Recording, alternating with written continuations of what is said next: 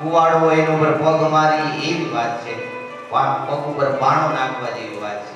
અને જે દુઃખ થાય એ ઉપાધિ.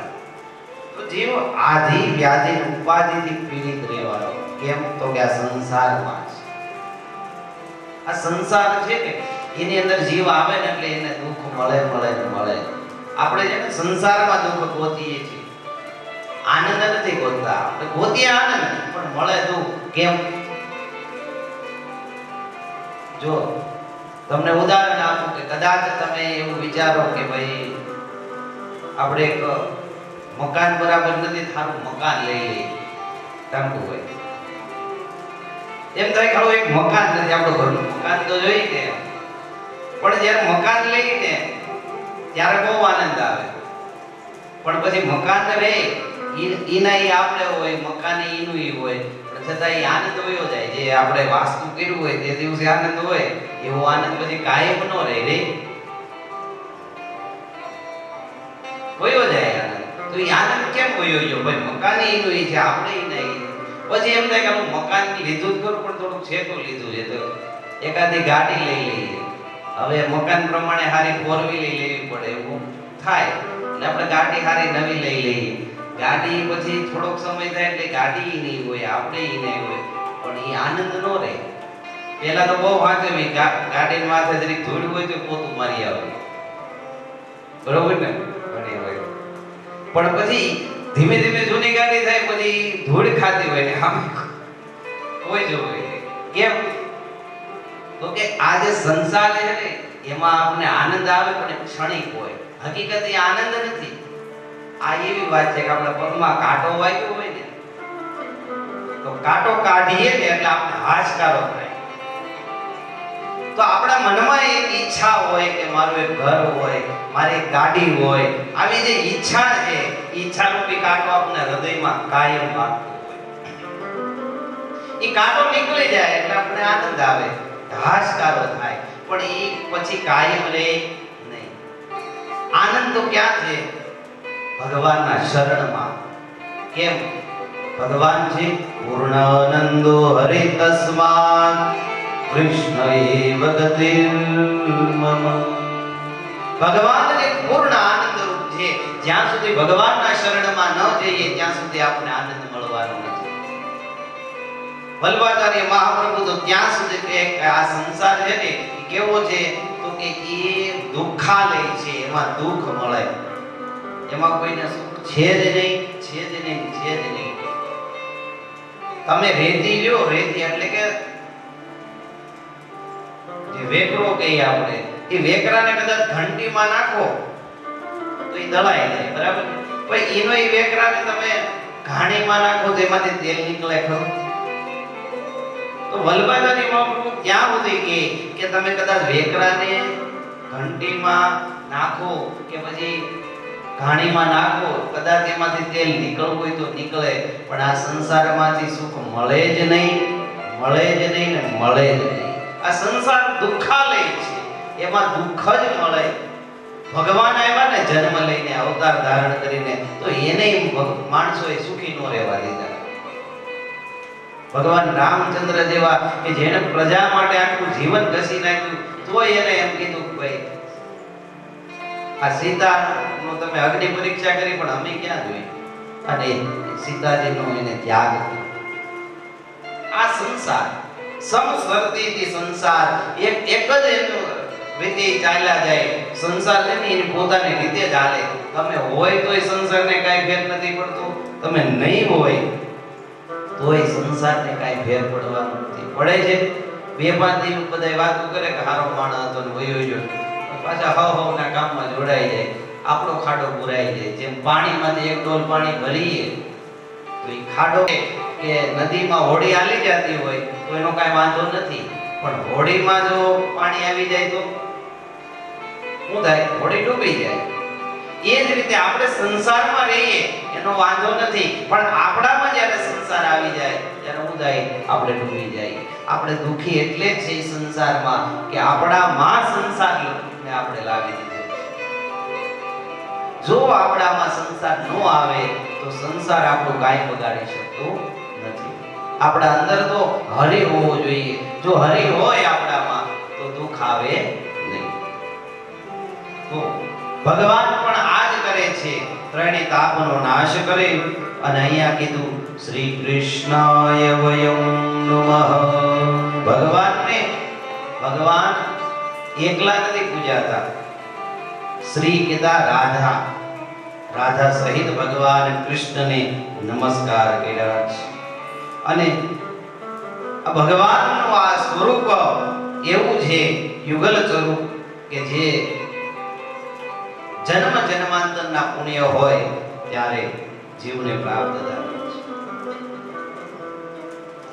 તો હવે વ્યાસજી આ ભાગવતનું મહાત્મા શરૂ કરે કે નૈમિષારણ્ય, જે અયોધ્યાની નજીક આવેલું એક સુંદર વન છે, એમાં 88,000 ઋષિઓ ભેગા મળી અને એક યજ્ઞ કરી રહ્યા છે. 1000 વર્ષ સુધી ચાલે એવો યજ્ઞ કરી રહ્યા છે. અને એમાં ઋષિ મુનિઓ ભેગા થયા. તમને પ્રશ્ન થાય, ભાઈ 1000 વર્ષ એવો ચાલે એવું યજ્ઞ છે, તો એમાં ઋષિ મુનિઓ કઈ બધા થોડા જીવતા રહેવાના, બધા કોઈ મૃત્યુ પામશે. પણ આ જે વાત છે ને, એ ત્રેતા યુગની વાત છે.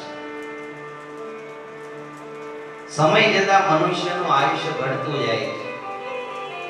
અને જેમ જેમ સમય જાય ને એમ એમ મનુષ્યની ઊંચાઈ પણ ઘટતી જાય છે.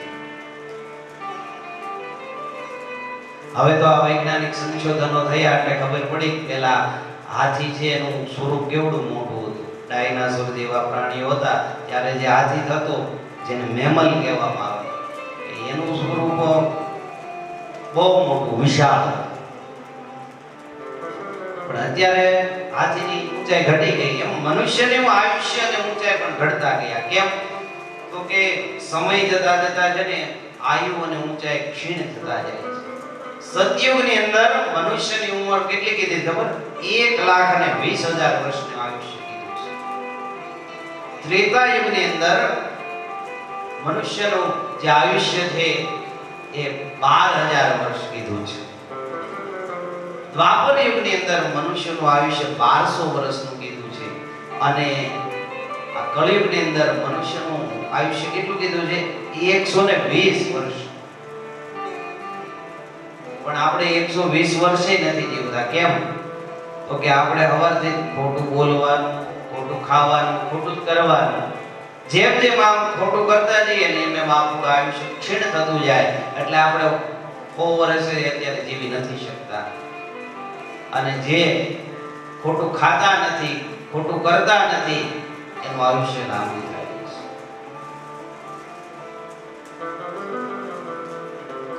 એટલે આ જે યજ્ઞ છે એ 1000 વર્ષ ચાલવાનો હતો, પણ જ્યારે મનુષ્યનું આયુષ્ય 12,000 વર્ષનું હતું. તો આ ઋષિઓ ભેગા થઈ અને જ્યારે યજ્ઞ કરે, યજ્ઞમાંથી નિવૃત્ત થાય એટલે થોડો સમય ધર્મની ચર્ચા કરે.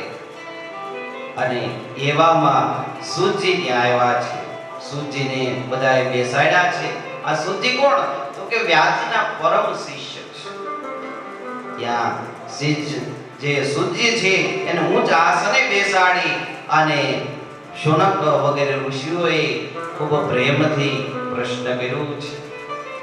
અજ્ઞાધ્વંદ વિધ્વંસ કોટી સૂર્ય સમપ્રભમ સુતાખ્યાહિ કથાસારમ મમ કર્ણરસાયનમ.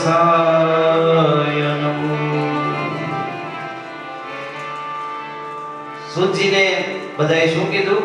તમે તો સૂર્ય ભગવાન જેવા પરમ પ્રતાપી છો. સૂર્ય ભગવાન શું કરે? તો કે અંધકારનો નાશ કરે. એમ તમે અજ્ઞાન રૂપી અંધકારનો નાશ કરીને જ્ઞાન આપો છો. એટલે અમને કથાની, અહીં હું કીધું કથાસારમ, કથાનો સાર સંભળાવો. અને કર્ણ રસાયન, રસાયણ સંભળાવો. હવે છે ને આ જે રસાયણ શબ્દ છે ને એ આયુર્વેદનો શબ્દ છે. 3 પ્રકારની ઔષધિઓ બતાવી છે. એક સાદું કોઈ પણ ઔષધિ હોય એનો પાવડર મળતો હોય, તમે લેવા જાવ દુકાને ઔષધિઓમાં તો એક પાવડર મળતો હોય, બીજી એની ગોળી મળતી હોય અને ત્રીજો એનો કાઢો મળતો હોય. ગાય છે ને કે રામ રસાયન તુમરે પાસા સદા રહો રઘુપતિ કે દાસ. ત્યાં રામ રસાયન શબ્દ આવે. રામ શું છે તો કે રસાયણ છે. રસાયણ એટલે એવી દવા કે જે તરત રોગ મટાડી દે. તો અહીંયા આપણે આ ભાગવત રૂપી રસાયણ સાંભળવાનું છે. હવે પેલા કથા સાંભળવાના 5 ફાયદા મહાપ્રભુએ વર્ણવ્યા છે, જાણી લઈએ. તો કે કથાથી શું થાય તો કે એક તો તમારા સંશયોની નિવૃત્તિ થાય, તમારી જે શંકા હોય ને એનું નિવારણ થાય, એને કથા કહેવાય. બીજું તો કે તમારી અંદર નિર્ભયતા આવે, નિડરતા આવે, તમારા જે ડર છે ભાગી જાય. ત્રીજું તો કે સર્વાત્મ ભાવની પ્રાપ્તિ થાય, બધા જ ભગવાન જેવા લાગે, કોઈના પ્રત્યે આપણને રાગ દ્વેષ ન રહે.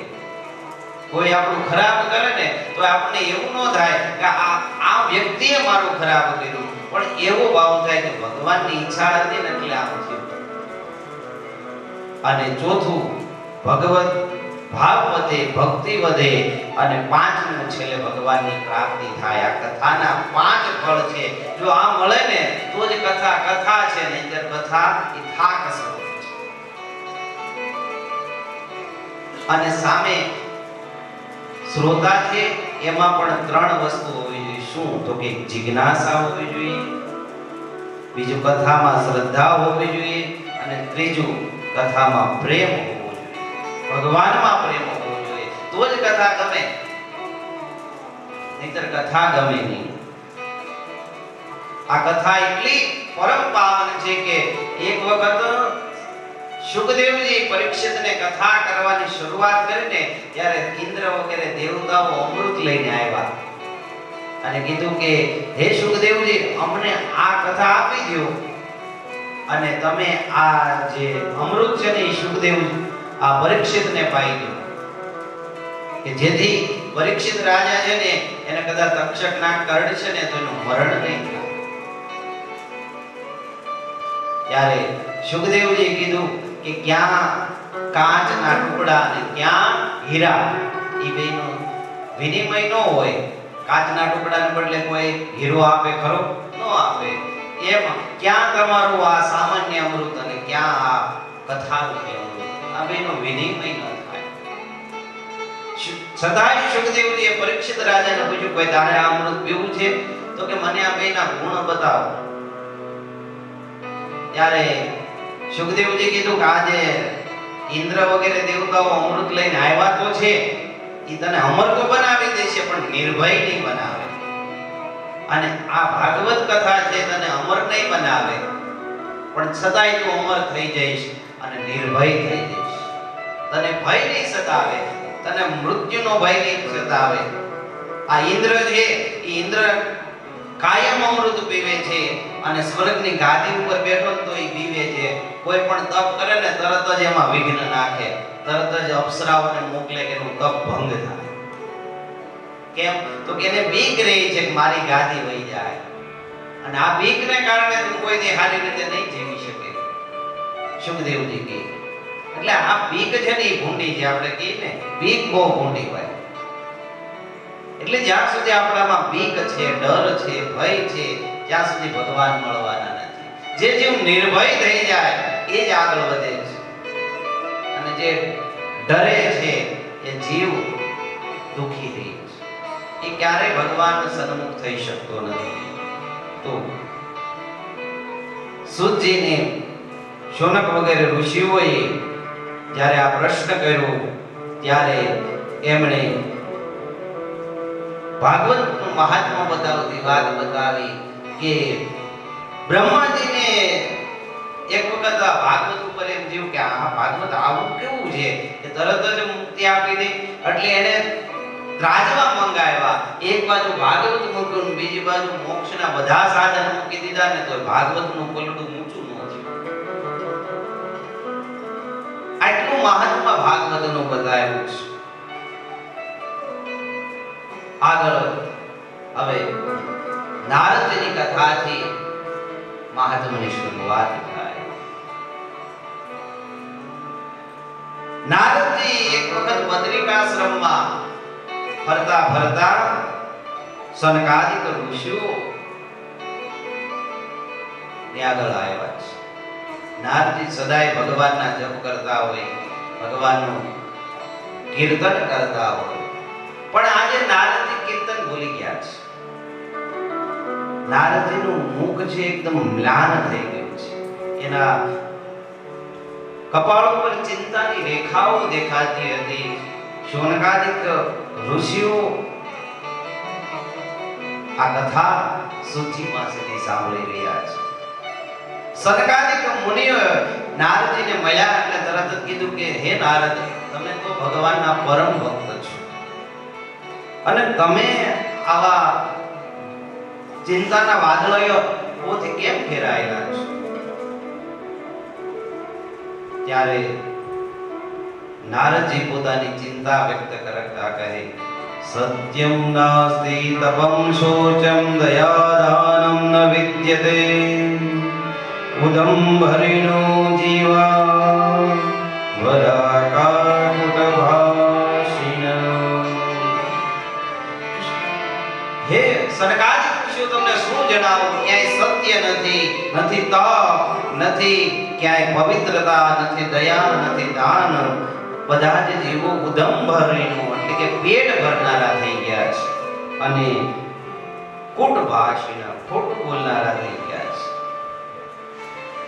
હજી એટલું નથી, તરુણી પ્રભુદાગે હે શાલકો બુદ્ધિદાયક કન્યા વિકૃણ્યો લોભ દંપતીનામ ચ કલ્પનમ. ઘરમાં સ્ત્રીઓનું જ ચાલી રહ્યું છે, પરિરાઓ કેમ થવા લાગ્યું છે અને સલાહકાર કોણ છે? તો કે હાળા થઈ ગયા છે. હાળા કેમ કરવા માંડ્યા, કન્યા વેચવા લાગ્યા છે અને તોય ઘરમાં શાંતિ નથી. દંપતી નામ કલકદમ, સ્ત્રી અને પુરુષમાં કાયમ ઝઘડા થાય, પતિ પત્નીમાં કાયમ ઝઘડા થઈ રહ્યા છે. અને આ બધું જોઈ અને હું ભટકતો ભગવાન કૃષ્ણની જે લીલા ભૂમિ છે એવી વ્રજ ભૂમિ ઉપર આવ્યો. યમુનાજીના કાંઠે હું આવ્યો અને ત્યાં એક ઘરડી સ્ત્રી બે ઘરડા પુરુષોને ખોળામાં માથા રખાવી અને બેઠી બેઠી રડી રહી હતી. અને બીજી કેટલીક સુંદર સ્ત્રીઓ પોતાના પાલવના છેડાથી આ વૃદ્ધ સ્ત્રીને પવન નાખી રહી છે. અને આ જોઈને મને નવાઈ લાગી. એટલે નારદજી કહે કે મને એમ થયું હું ત્યાં જાઉં, પણ હું તો બ્રહ્મચારી અને ત્યાં ઘણી બધી સ્ત્રીઓ હતી એટલે મને એમ થયું મારાથી અહીં ન જવાય. આ સુંદર રૂપાળી સ્ત્રીઓ ત્યાં બેઠી છે, એની પાસે હું જઈશ તો આ યોગ્ય નથી લાગતું. એટલે નારદજી ત્યાંથી આગળ નીકળી ગયા. પણ જેવા આગળ નીકળવા ગયા ને એ જે ઘરડી સ્ત્રી હતી એને તરત જ કીધું, ભો સાધુ ક્ષણમ તિષ્ઠ. હે સાધુ, બે ક્ષણ માટે ઊભા રહી જાઓ. ત્યારે નારદજી કહેવા લાગ્યા કે હે વૃદ્ધા સ્ત્રી, આપ કોણ છો અને કેમ યમુના કાંઠે બેઠા છો? આ બીજી જે સુંદર સ્ત્રીઓ કોણ છે અને આ બે વૃદ્ધ પુરુષો કોણ છે, મને બતાવો. ત્યારે એ સ્ત્રી કહે, અહમ ભક્તિ રીતિ ખ્યાતા ઈમો મે તનયમ મતો. આ જે બે મારા દીકરા છે, હું ભક્તિ છું અને મારા દીકરા જ્ઞાન અને વૈરાગ્ય છે. અને મારો જન્મ દ્રવિડ દેશમાં થયો હતો. હું કર્ણાટકમાં ક્યાંક સજવાણી અને ગુજરાતમાં આવતા હું એકદમ ઘરડી થઈ ગઈ છું. મારા દીકરાઓ પણ આ એકદમ ઘડપણને વશ થઈ ગયા છે અને એ તો બેસુખ થઈ અને ઢળી પડ્યા છે. હું થોડી જાગૃત તો છું, પણ મારા દીકરાઓ તો એકદમ નિષ્પ્રાણ થઈ ગયા છે. અને આ કળિયુગના કારણે મારી આ હાલત થઈ છે.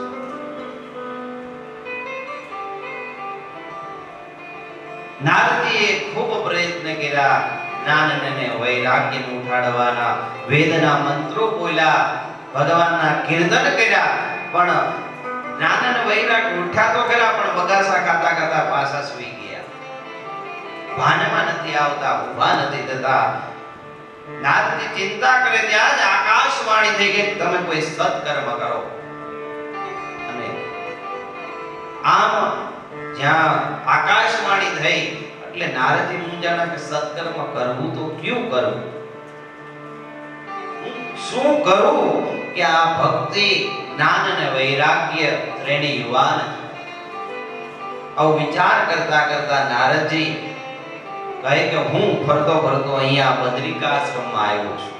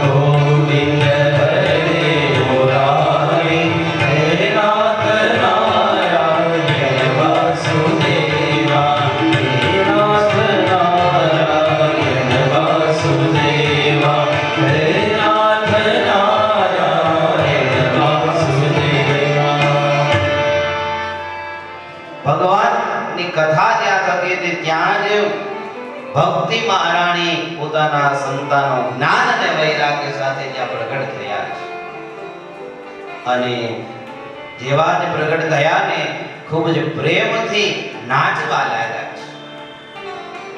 કેમ તો કે અત્યાર સુધી તે ભક્તિ અને જ્ઞાન અને વૈરાગ્ય ઘરડા હતા, ખૂબ દુઃખી હતા.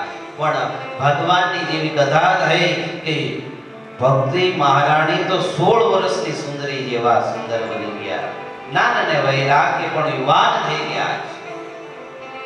અને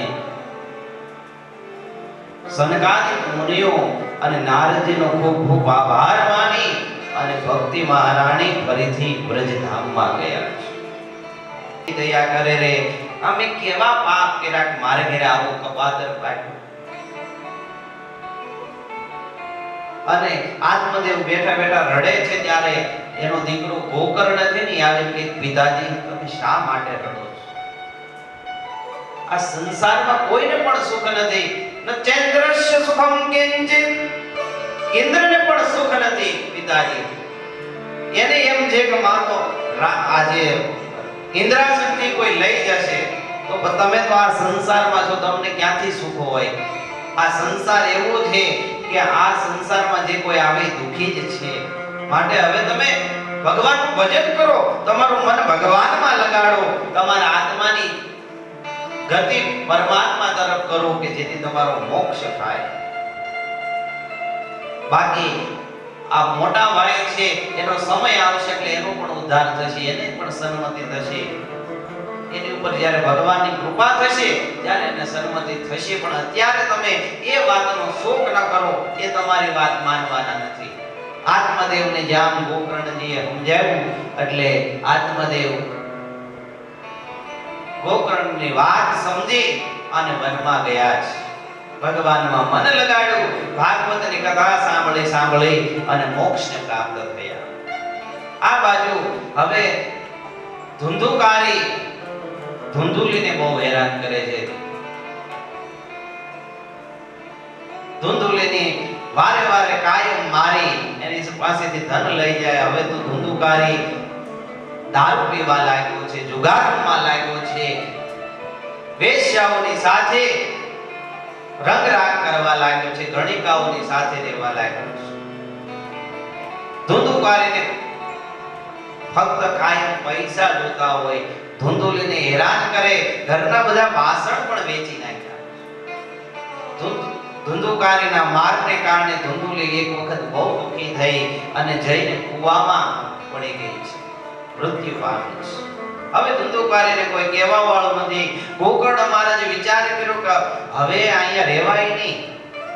ગોકર્ણે પોતાના માં જે ધુંધુલી હતા એનું પણ શ્રાદ્ધ કર્યું, પિતાનું શ્રાદ્ધ કર્યું અને પોતે પણ ભગવાનની ભક્તિ માટે વિચરણમાં નીકળી ગયા છે. ધુંધુકારી એકલો વધ્યો છે એટલે ગણિકાઓને હવે સાથે લઈ આવ્યો, પોતાની સાથે રાખવા લાગ્યો છે.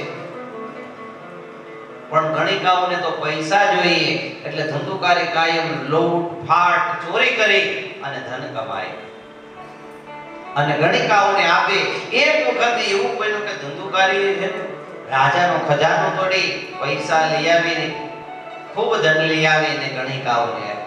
ગણિકાઓએ વિચાર કર્યો કે આપણે આ ધન તો લીધું છે પણ જો રાજાના સિપાહીઓ પકડશે ને તો આને તો લઈ જશે, આપણને લઈ જશે. તો કે હવે કરવું તો કે એક જ કામ કરાય, આ ધન લઈને ભાગી જવાય. રાતનો સમય થયો, ગણિકાઓ ધન લઈને ભાગતી હતી. ધુંધુકારી જાગી ગયો એટલે એને આડો ઉતર્યો કે ભાઈ તમે એમ ધન લઈને ભાગી ન જાઓ.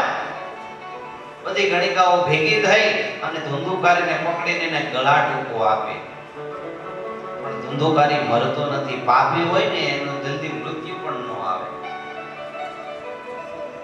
ખૂબ મહેનત કરી પણ ધુંધુકારી મરતો ન હતો એટલે ધુંધુકારીના મોઢામાં ધગધગતા અંગારા નાખી દીધા અને ધુંધુકારી મરણને શરણ થયો.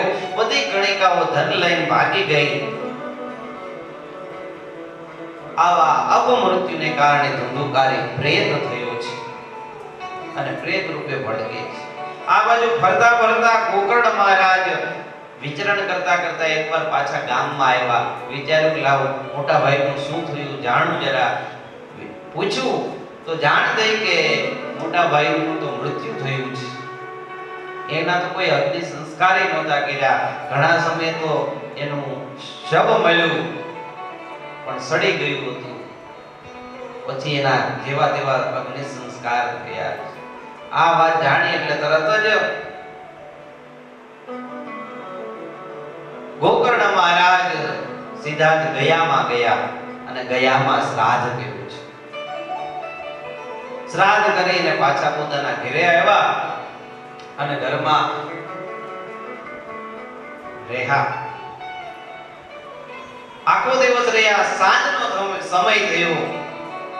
ફળિયામાં ખાટલો નાખીને ગોકર્ણ મહારાજ સૂતા હતા. ત્યાં જ એક ભયંકર પ્રેત ત્યાં પ્રગટ થયું. થોડી વાર થાય તો મોટું વિકરાળ સ્વરૂપ બતાવે, થોડી વાર થાય તો નાનું બાળક બની જાય, થોડીક વાર થાય તો બકરું બની જાય, થોડીક વાર એક સ્ત્રીનું રૂપ લઈ લે. આવા વિહામણા રૂપો લઈ લે અને ગોકર્ણ મહારાજને ડરાવે. પણ જ્ઞાની હોય ક્યારે ડરે નહીં. તરત જ ગાયત્રી મંત્રનો જપ કરી હાથમાં જળ લઈને છાટ્યું અને પૂછ્યું કોણ છે તું? મને પીવરાવે છે. અને ત્યારે એ પ્રેત પ્રગટ થઈને કહેવા લાગ્યો હું તો હે ગોકર્ણ હું તો તારો ભાઈ ધુંધુકારી છું.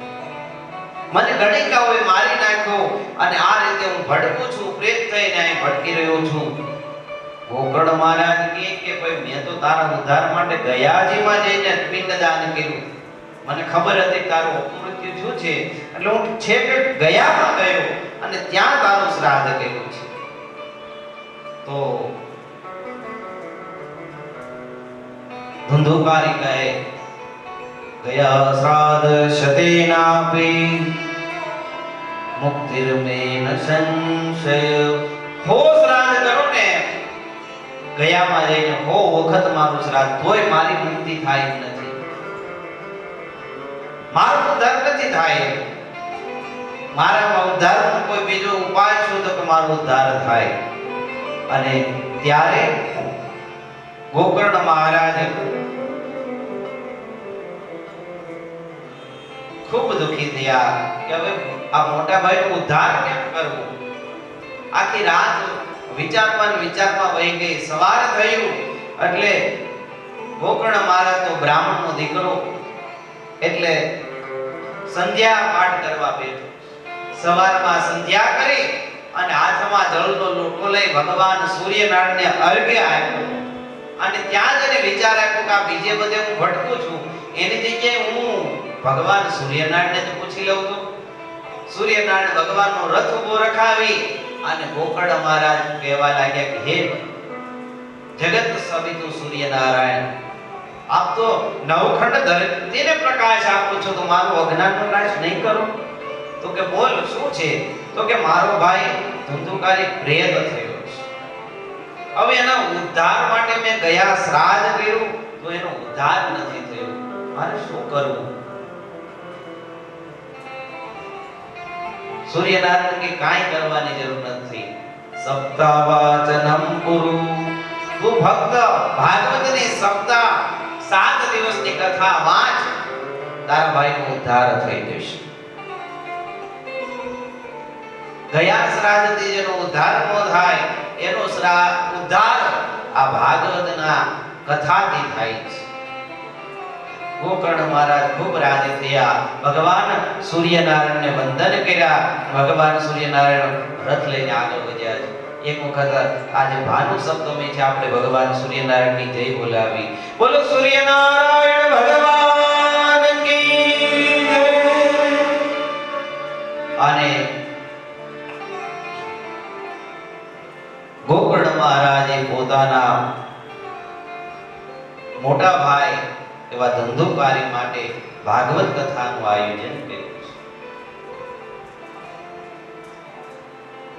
અષાઢ મહિનાની અંદર એમણે ભાગવત કથાનું આયોજન કર્યું. અષાઢ સુદ નોમના દિવસે ભાગવત કથા પોતાના ભાઈના ઉદ્ધાર માટે શરૂ કરી.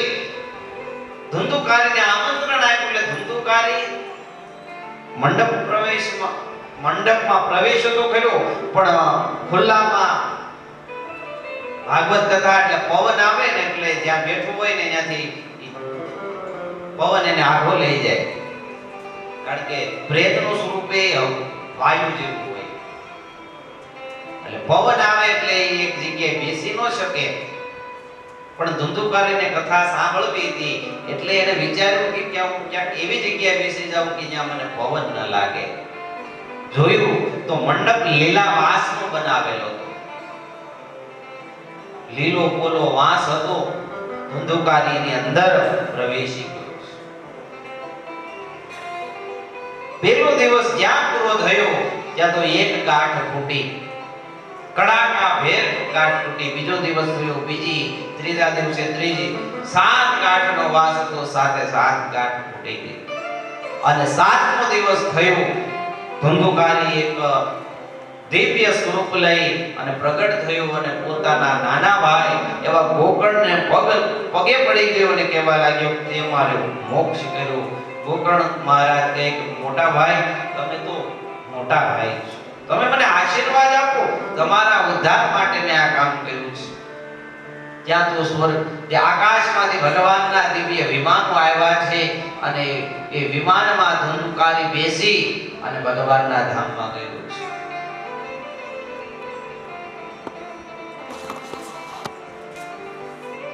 ગામના બધા પણ કથા સાંભળવા આવ્યા હતા ધુંધુકારીની કથામાં. તો બધા ગામના એ કીધું ભાઈ આ ધુંધુકારીનો ઉદ્ધાર થયો તો અમારો કેમ ઉદ્ધાર ન થયો? ગોકર્ણ મહારાજે કીધું ભાઈ તમે કથા તો સાંભળી પણ તમે તમારા ધંધા બધાય મૂક્યા નહીં, તમારું મન તમે ધંધામાં રાખ્યું. તમારું કથામાં મન નહોતું, તમે હતા પણ તમારું મન નહોતું. એટલે તમારો ઉદ્ધાર ન થયો.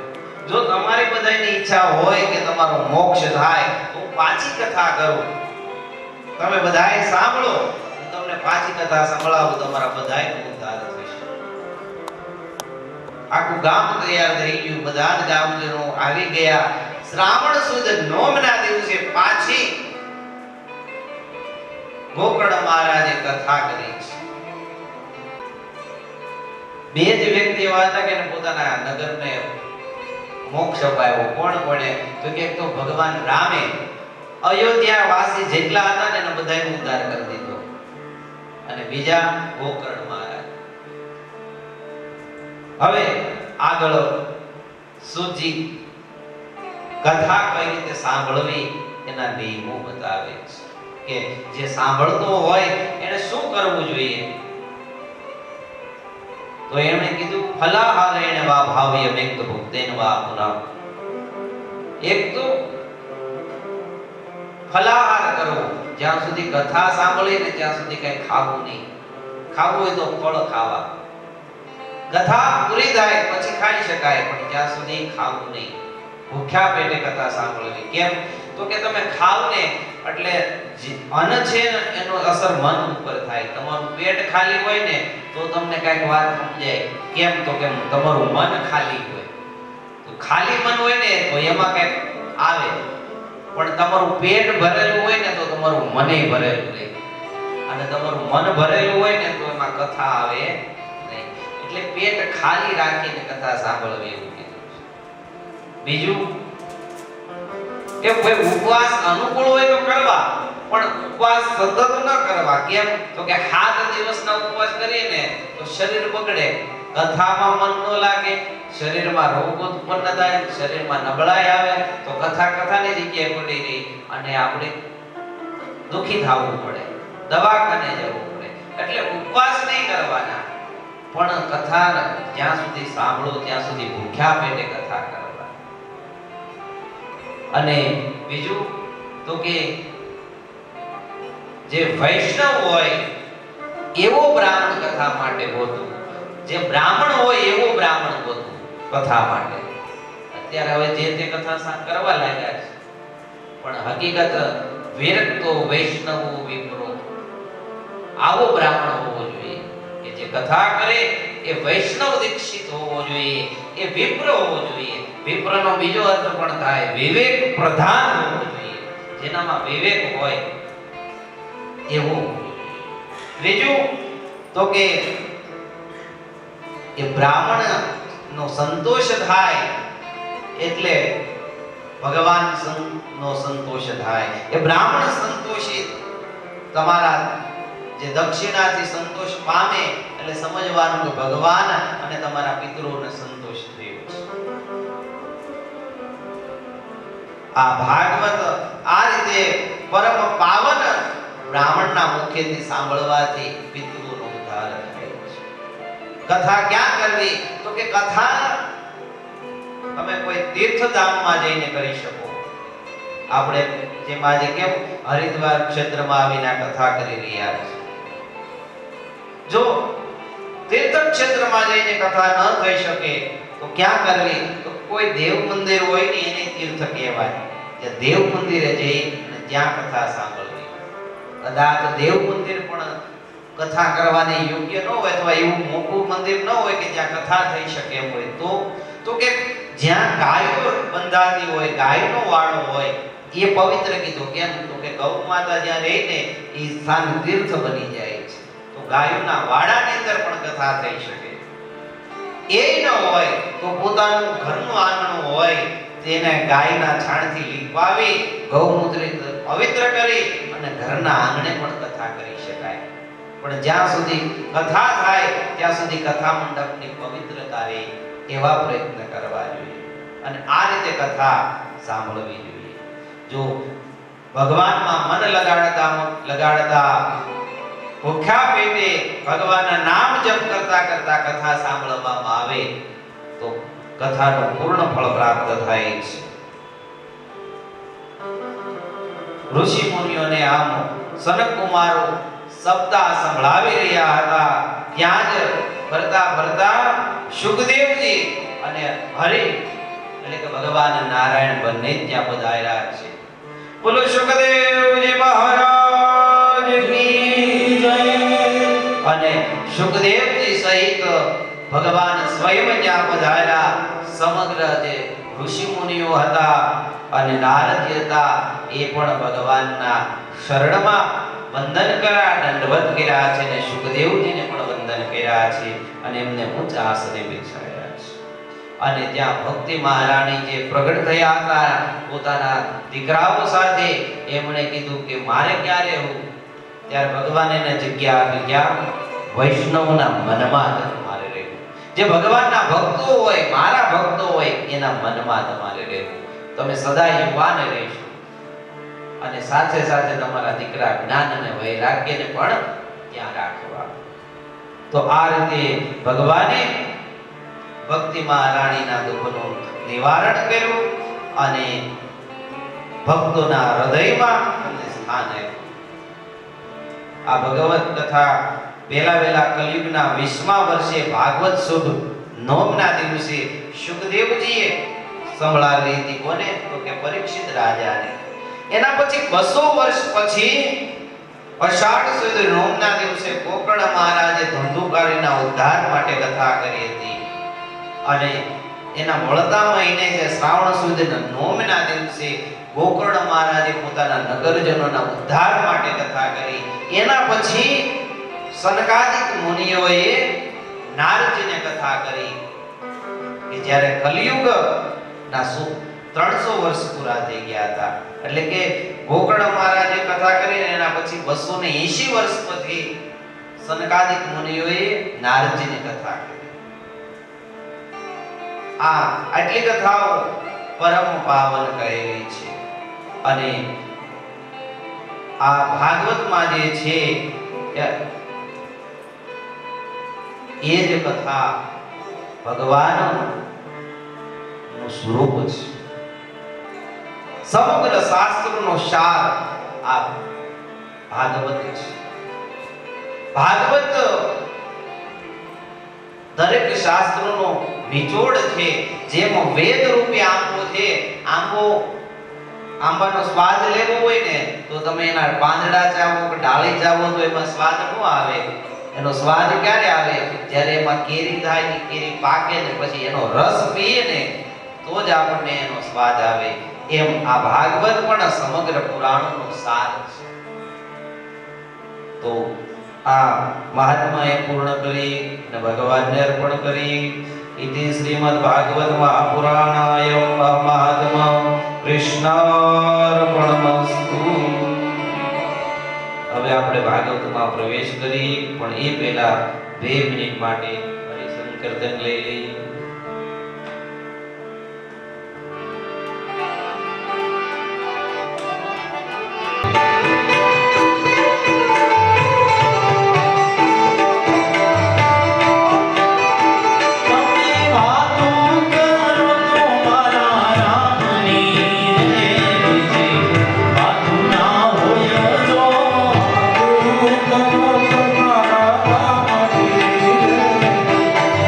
Bye.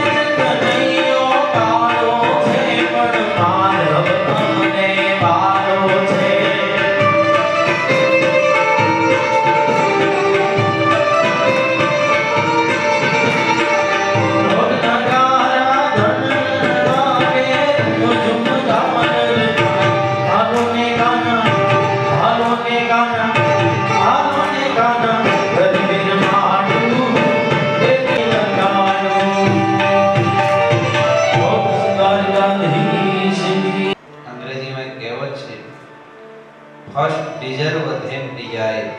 પહેલા લાયક બનવું પડે, પછી ઈચ્છાઓ કરી શકાય. 10 દિવસ જે આપણે ભાળવા છે ભગવાન માટે, બધું ભૂલી જવાનું. ફક્ત ભગવાનમાં મન લગાડી બેસી જાય કે જે કરશે એ ભગવાન સારું કરશે. એટલે ભગવાનની કૃપા થશે, તમારું કોઈ કામ બગડશે નહીં. ઉલટાનું તમે આઈશો તો બગડે એમ હશે ને, એ કામે ભગવાન જાય તો સુધરી જાય.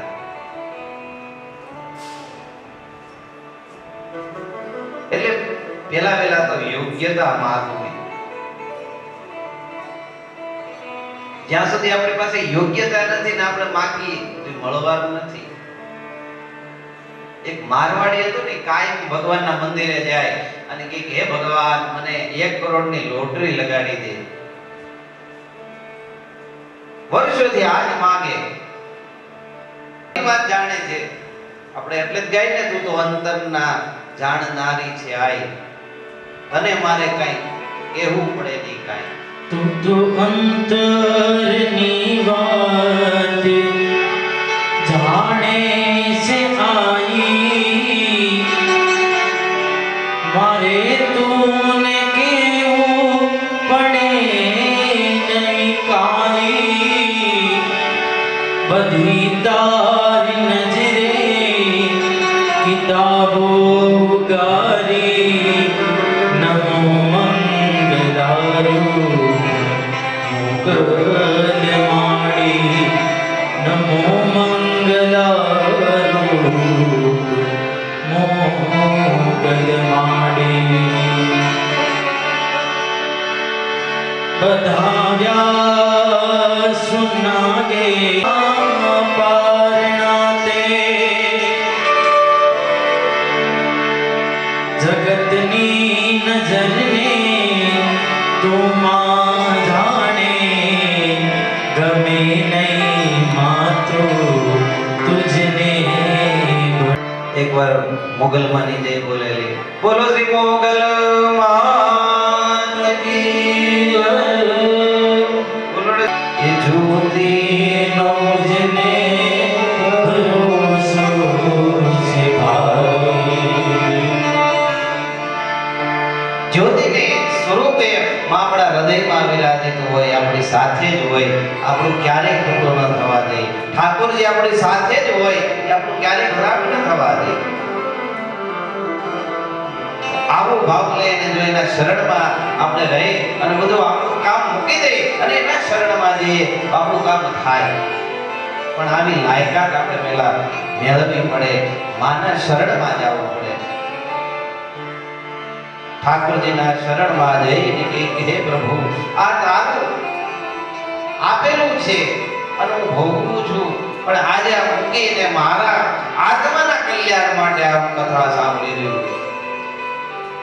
જ્યારે એટલે જ ભગવાન પાસે માંગવાની ના પાડી છે. શાસ્ત્રોમાં કીધું કે ભગવાન પાસે કઈ માંગવું નહીં, એ અંતર્યામી છે. આપણે કાલે વાત કરી કે બ્રહ્માજીને પ્રગટ કર્યા ભગવાને, અને એને મૂંઝવણ થઈ કે મારે શું કરવું.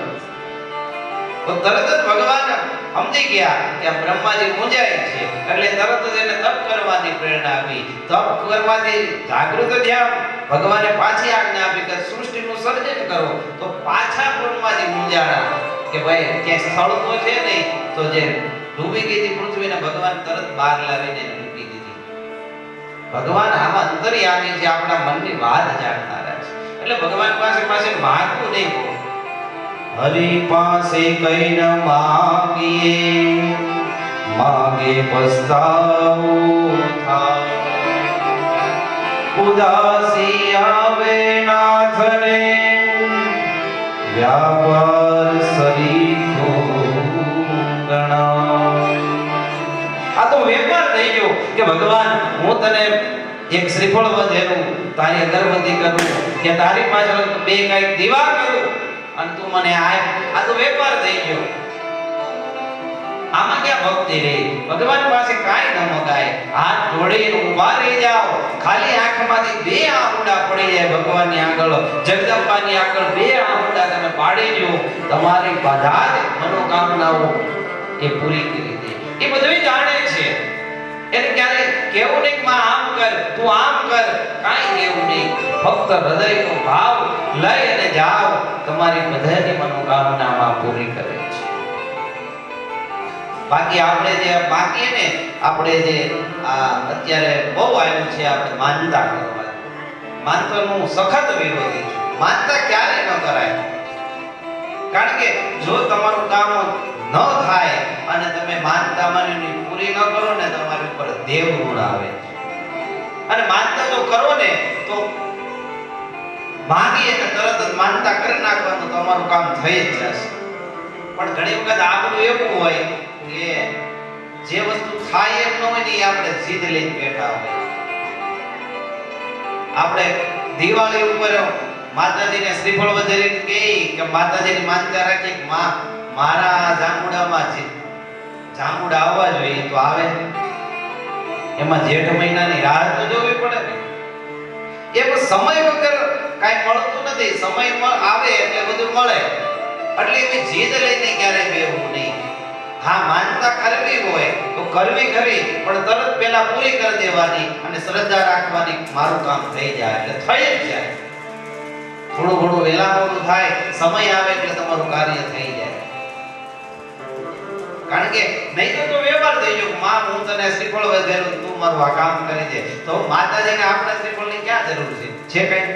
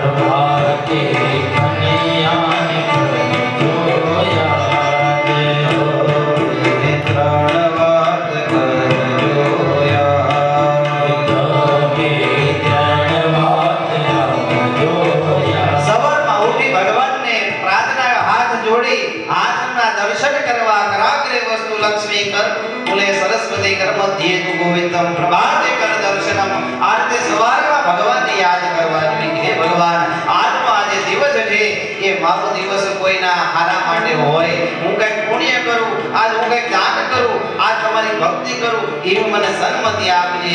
આજે મારું કોઈનું ખરાબ ન થાય, મારાથી કોઈનું ખોટું ન થાય, એવી પ્રાર્થના કરીને જીવન દિવસની શરૂઆત કરવી જોઈએ.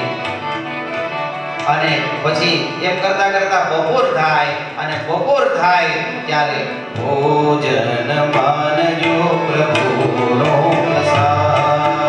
ભોજન માનજો પ્રભુનો પ્રસાદ.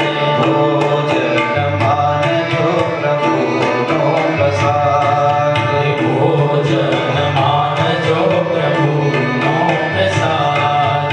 દેદી આવશે મીઠો સ્વાદ. દેદી આવશે મીઠો સ્વાદ. તમે ત્રણ વાત રાખજો યાદ. તમે ત્રણ વાત રાખજો યાદ. જમતા કરજો કનૈયાની યાદ. જમતા કરજો કનૈયાની યાદ. જમતા કરજો કનૈયાની યાદ. જમતા કરજો કનૈયાની યાદ. તમે ત્રણ વાત રાખજો યાદ. બપોર થાય, ભગવાનને જે પણ થાળ બનાવ્યો હોય, રસોઈ કરી હોય, તે અર્પણ કરવાની. બ્રહ્માર્પણમ બ્રહ્મ હવિર બ્રહ્માર્પણો બ્રહ્મણાહુતમ બ્રહ્મેન તેન ગંતવ્યમ બ્રહ્મ કર્મ સમાધિનમ તત્સત બ્રહ્માર્પણમસ્તુ. અનમ બ્રહ્મારસમ વિષ્ણુ ભોક્તા દેવો મહેશ્વરા એવં જ્ઞાત્વા તથા ધ્યાત્વા અન્ન દોષો ન લિપ્યતે. આ રીતે ભગવાનને અર્પણ કરો કે હે ભગવાન, મેં જે કાંઈ બનાવ્યું છે તે આપ્યું છે, તૃતીય વસ્તુ ગોવિંદ તુભ્યમેવ સમર્પયેત. મેં જે કાંઈ રસોઈ બનાવી તને અર્પણ કરી અને હું ભોજન કરું છું. આ હું ભોજન કરું છું એ ભોજન નથી, તારો પ્રસાદ છે. આમ ગણી અને તમે ખાઓ ને તો એ જે ભોજન છે ભોજનને રે પ્રસાદ બની જશે, એમાં કોઈ દોષ નહીં લાગે. અને પછી સાંજે આખો દિવસ ભટકા પછી ઘરે આવો, ખાઈ પી અને જ્યારે પથારીમાં પડો ત્યારે ભગવાનને ફરીથી યાદ કરવાના. સૂતા પેલા